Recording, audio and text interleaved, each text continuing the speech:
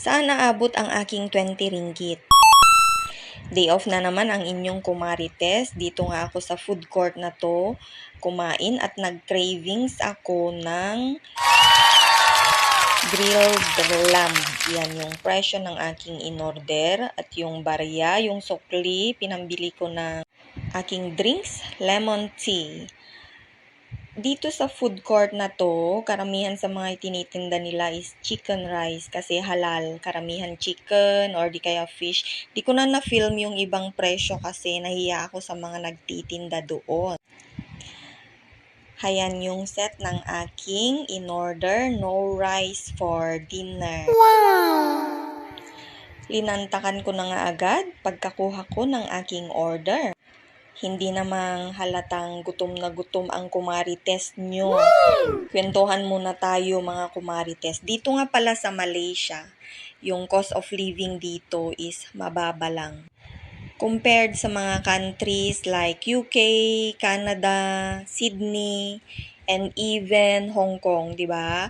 Mahal yung mga bilihin doon and at the same time, syempre, yung sahod doon is mataas kasi dolyares nga.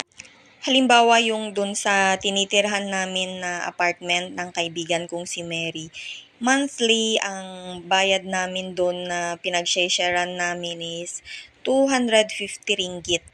Small room lang yun. Actually, ako lang yung gumagamit kasi yung kaibigan ko hindi naman nagde-day off. Tapos yung means of transportation naman dito, pag nag-grab ka, yun lang talagang mapapamahal ka lalo na pag malayo yung pupuntahan mo. Pero pag MRT or LRT or KTM, yung mga tren-tren na yan, sobrang sulit. Kahit malayo yung pupuntahan mo, napakamura yung pamasahe, hindi masakit sa bulsa. Dito ko nga lang sa Malaysia naranasan yung per mangkok ganyan, yung parang plato na size, may tig 5 ringgit na mga prutas. Makakabili ka na ng kahit na ilang prutas na gusto mong kainin. Siguro maraming nagtataka kung bakit ko pinagtsatsagaan ang Malaysia. What? Tsaka kasi ang Malaysia, parang Pilipinas lang. Mainit na weather, ganyan. Nga lang, dito sa Malaysia, hindi uso ang typhoon, hindi uso yung bagyo. Pero syempre, nangangarap din tayo na kahit papano soon, makapasyal tayo sa UK or sa Canada man lang, di ba? Ay, nangarap. Yan, simot na simot ang aking plato. Ay, naubos ko na lang ang aking drinks dyan, agpalpal pa. At uuwi na rin pagkatapos, may palibreng concert nga sa daanan ko kanina.